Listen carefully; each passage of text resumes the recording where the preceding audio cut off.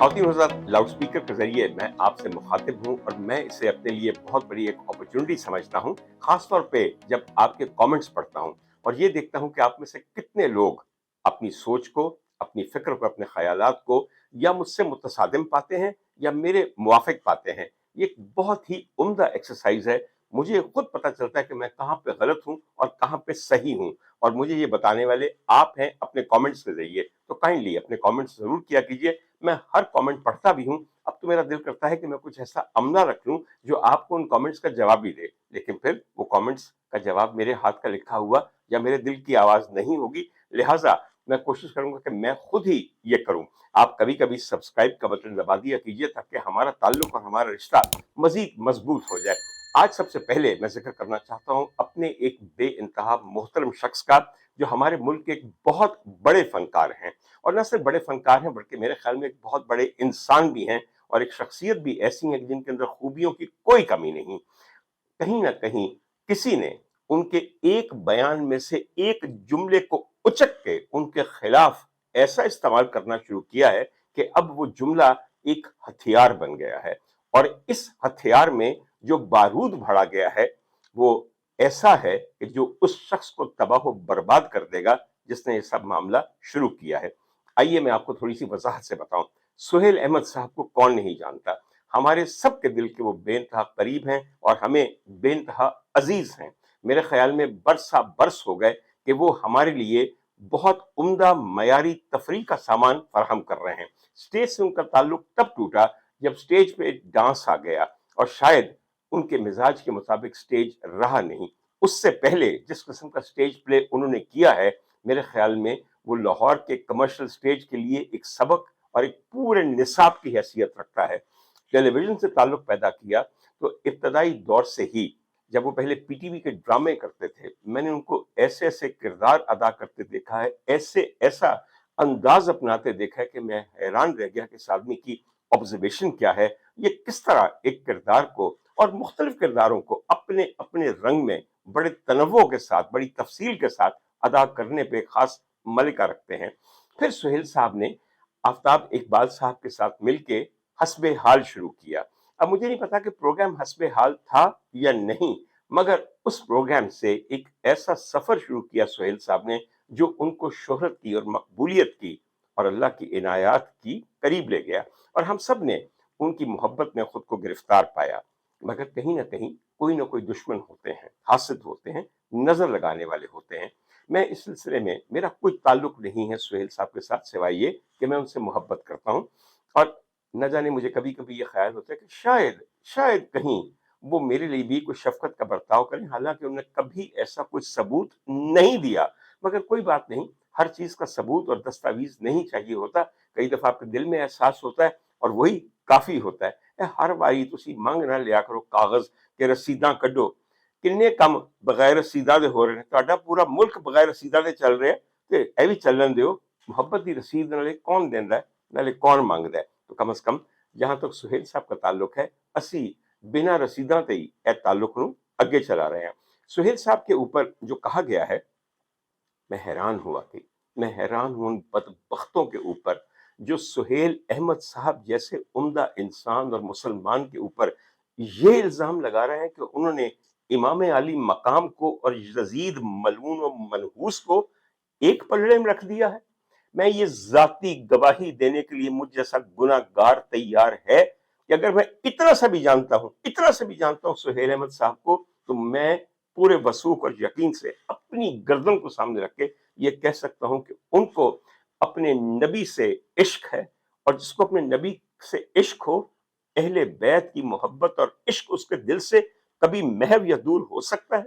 क्या कभी मुमकिन है कि सुहेल अहमद साहब नहीं, पाकिस्तान का कोई भी कलमा गो मुसलमान, और ये वो खित्ता है कि जहां पे उस शाके रसूल की सबसे ज्यादा तादाद पाई जाती है। मेरे सरकार ने खुद मुझे कहा था, हम सबको कहा था, वो अपने उम्मतियों को कहा था। इसलिए मैं शायद से ये बात कह रहा हूं कि मुझे हिंद की तरफ से ठंडी खुशबूदार हवा आती है। हम वो लोग हैं कि जिनको हिजाज से लाया हुआ एक मजहब मिला। इस मजहब का बुनियादी असूल हुब्बे रसूल था। मुझे बाकी मजहब का तो नहीं पता, लेकिन मैं अहले हिंद इस पूरे खित्ते के मुसलमानों के बारे में یہ جانتا ہوں کہ جہاں تک سرکار کے عشق کا معاملہ ہے ہم سے آگے پوری دنیا اسلام میں کوئی نہیں ہے۔ میں چھوٹی سی یہاں پہ ایک مثال دینا چاہتا ہوں۔ آپ میں سے وہ لوگ جو ترکیہ گئے ہیں اور ترکیہ کے شہر استنبول گئے ہیں وہ یقیناً اپنے ٹورسٹ یہ پورے پروگرام میں کہیں نہ کہیں ٹاپ کاپی میوزیم گئے ہوں گے۔ ٹاپ کاپی کا مطلب یہ ہے کہ ایک ایسا محل جس کی گیٹ کے اوپر ایک توپ لگی ہوئی ہے۔ کاپی کا مطلب ہے در اور توپ کا مطلب توپ ہے۔ تو خواتین و حضرات، ٹاپ کاپی میوزیم بننے سے پہلے یہ ٹاپ کاپی پیلس تھا جہاں پہ سلاطین عثمانیہ رہائش پذیر تھے۔ ظاہر ہے کہ استنبول ان کا دارالخلافہ تھا اور یہ ان کی رائل ریزیڈنس تھی۔ آج یہ محل نہیں ہے، آج یہ ایک میوزیم ہے، ایک عجائب گھر ہے۔ خواتین و حضرات، اس عجائب گھر کے اندر ایک گیلری ہے جس میں انبیاء کے نوادرات ہیں، یعنی کہ تمام مذاہب کے انبیاء سے جو جو چیز بھی تعلق رکھتی ہے وہ وہاں موجود ہے۔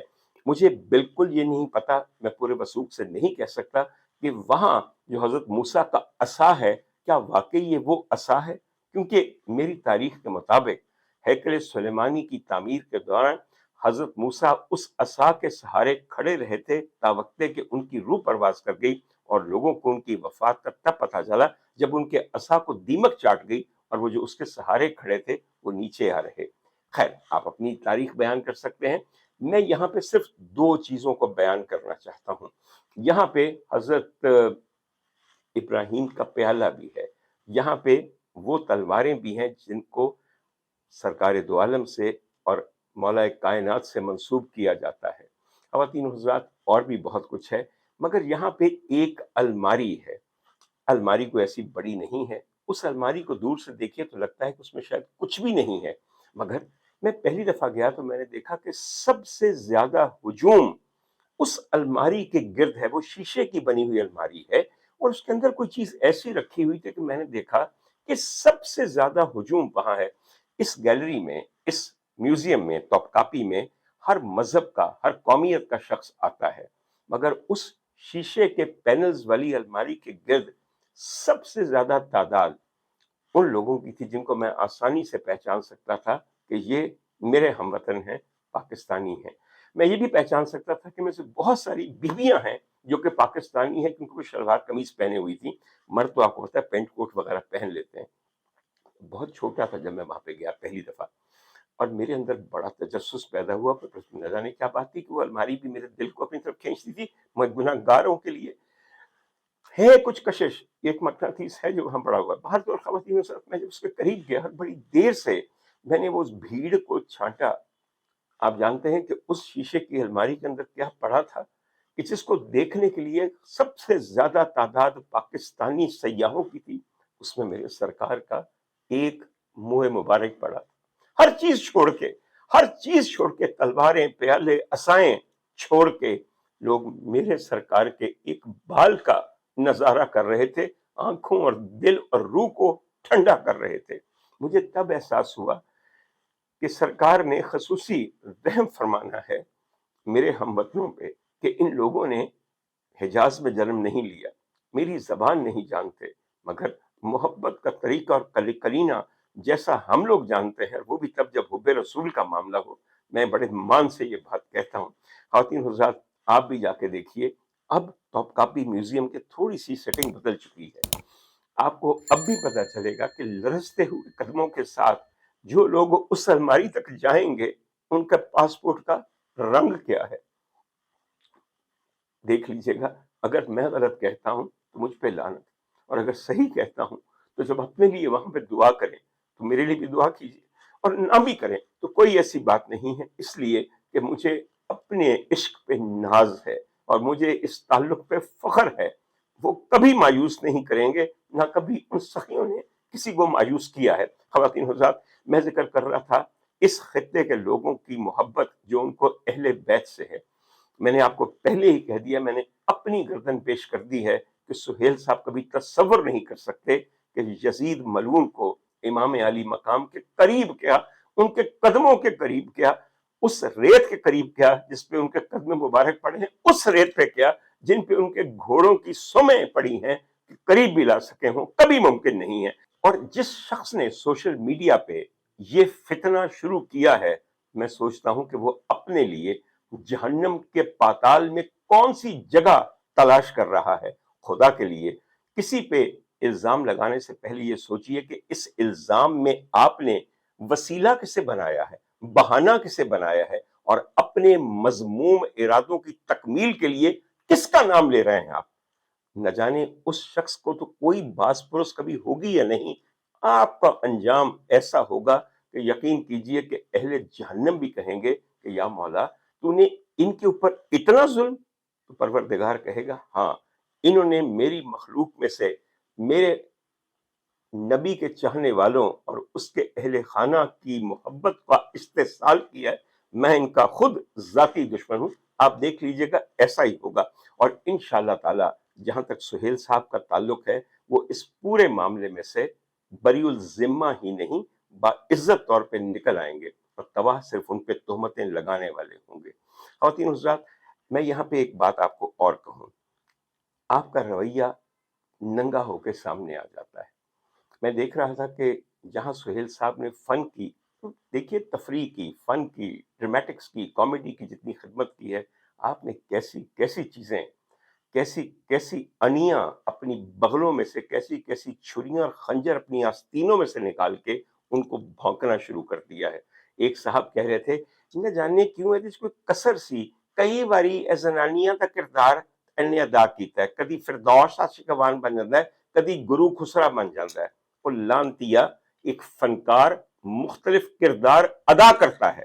اس قسم کی بکواس کرنے سے پہلے یہ ضرور سوچئے کہ انہوں نے اپنی صلاحیتوں کا استعمال کتنا اچھا کیا ہے۔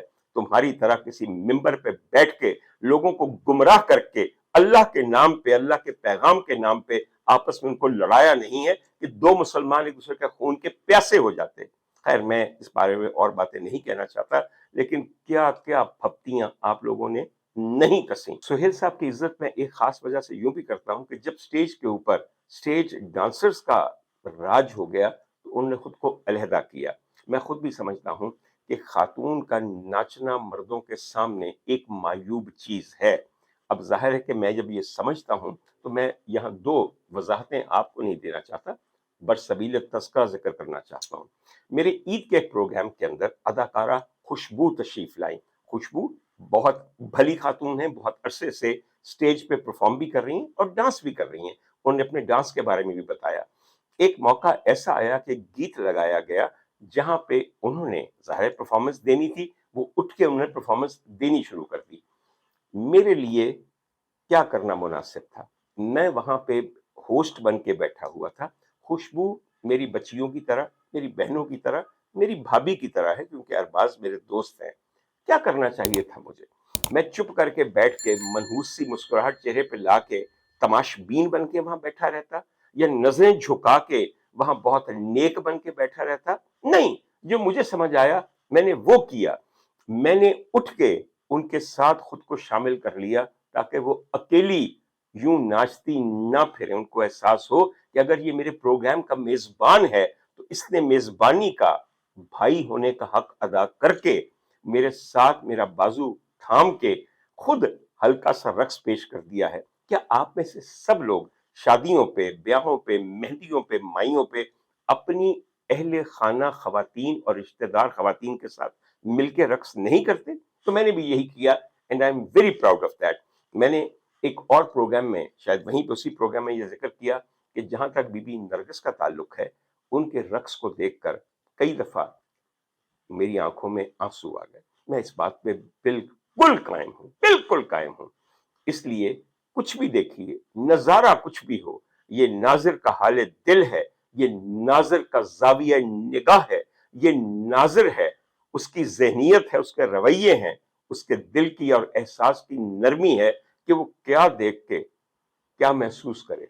خواتین و حضرات، مجھے اچھی طرح یاد ہے کہ میں اور میرے ایک دوست گئے تھے دیکھنے کے لیے ایک پلے، جہاں پہ سٹیج پہ نرگس اور نسیم وکی، میرے پیارے بھائی، نے بابا بلے شاہ کے کلام پہ، جو کہ بی بی عذرا جہاں نے فلم مجاجن کے لیے گایا تھا، اس پہ رقص پیش کیا۔ چھیتی بوڑی وے طبیبہ نہیں تا میں مر گئی ہوں۔ آپ میں سے کچھ سمجھ سکتا ہے کہ دل کے طبیب کو، طبیب حبیب کو یہ پیغام دینا کہ چھیتی باڑی میں طبیبہ نے ایک دم میں مر گئی ہاں۔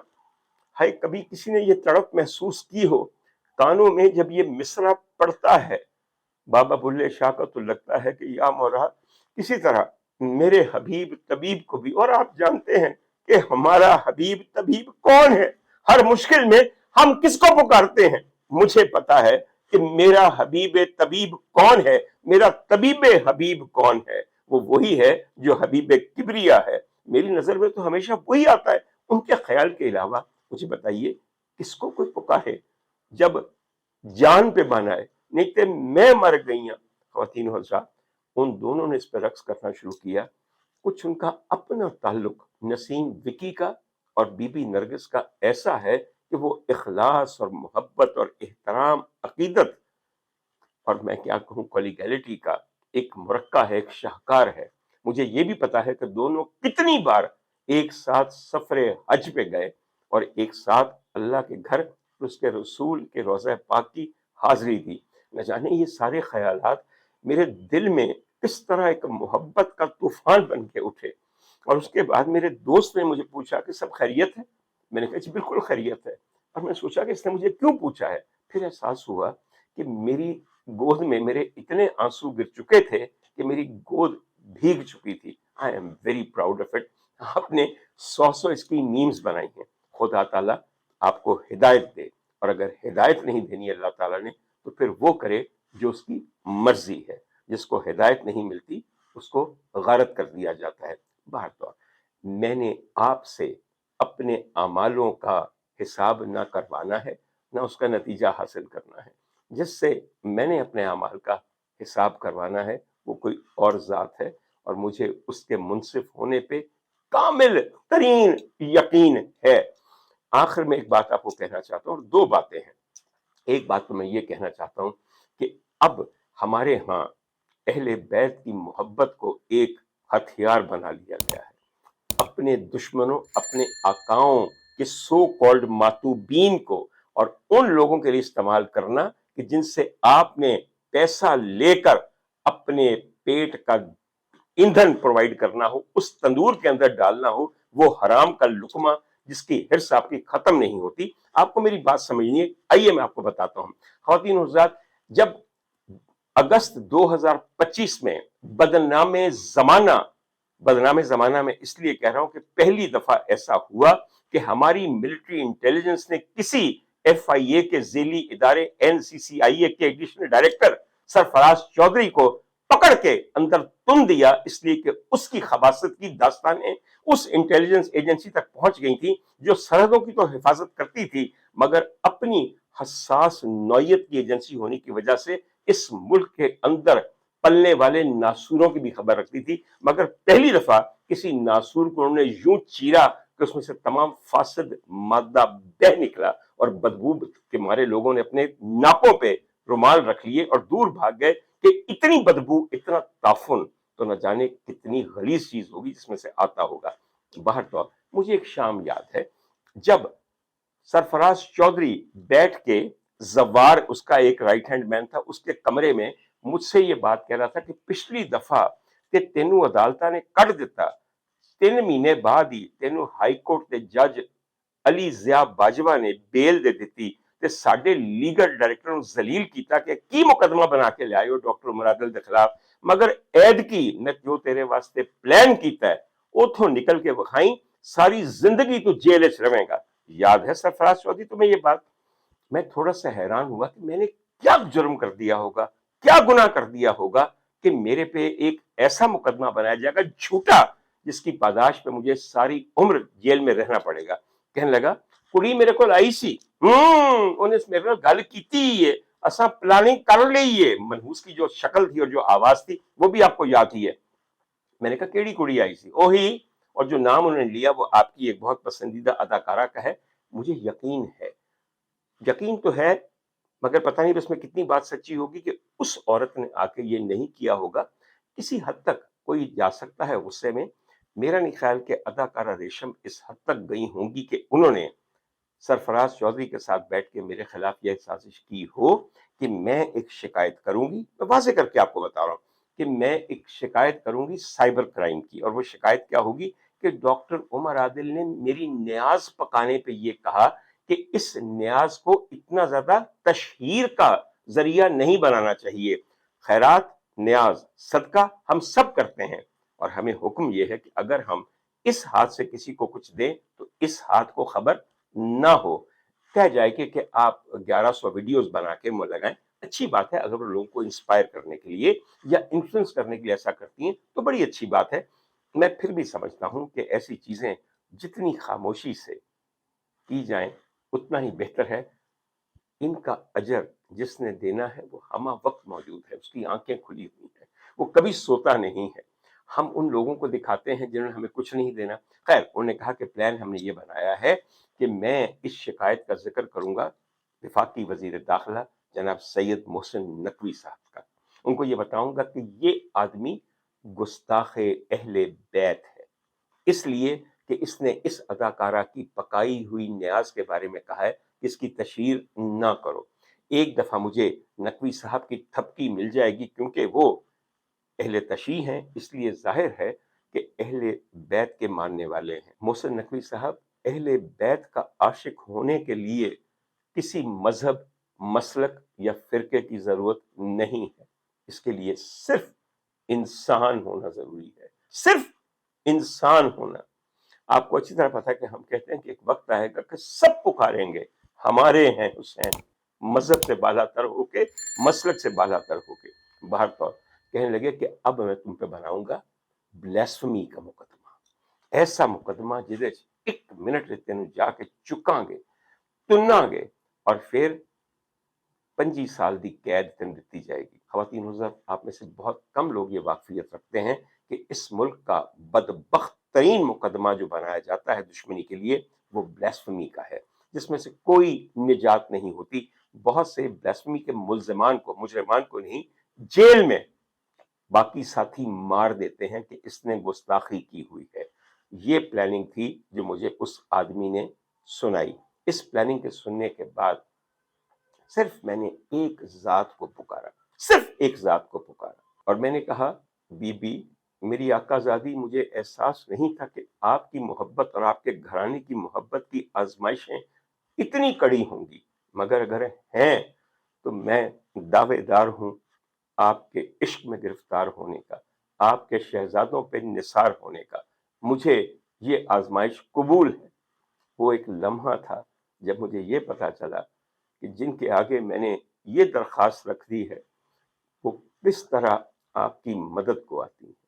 आज 5 महीने कोट लखपत जेल में गुजार के सरफराज चौधरी बेल पर रिहा तो हो चुका है, मगर ये बेल, ये जमानत तो इन अदालतों की है। मैं देखूंगा कि झूठे ब्लैस्फेमी के मुकदमे पाकिस्तान के मुसलमान नौजवान पे बनाने वाला ये शख्स उस अदालत से किस तरह जमानत हासिल करता है, जितने मर्जी मचलके दाखिल करवा दे। मैं आखिर में सिर्फ आपको ये याद दिला दूं कि वो और उस जैसे और शख्स, उसके दस्ते रास्त दीगर साथी और उसके आका बचें उस वक्त से जब उनसे ये हिसाब लिया जाए, और ये मुमकिन ही नहीं है कि उनसे ये हिसाब ना लिया जाए। ये आप भी देखिएगा और ये मैं भी देखूंगा इंशाअल्लाह ताला। जिंदगी कितनी है, इंतहाई मुख्तसर, हशर कौन सा दूर है, आप देख लीजिएगा। हम सब उनका हशर यौमे हशर पे देखेंगे। और मैं एक बात आपको बता दूं, मैंने जिंदगी भर अब ये दुआ करनी है कि यौमे हशर मैंने कुछ और नहीं देखना। जो मेरे अमाल की गठड़ियां हैं उनको तो मैंने एक तरफ फेंकना है। आगे बढ़ के सिर्फ एक बीबी का पल्ला पकड़ना है। कहने, बीबी, याद है ना जो मेरे साथ हुआ था, बस इतना कहना है। उसके बाद मुझे कोई परवाह नहीं है। खुदा ताला करे ऐसा ही हो, और क्यों नहीं ऐसा होगा। उनका वादा रायगा नहीं जा सकता।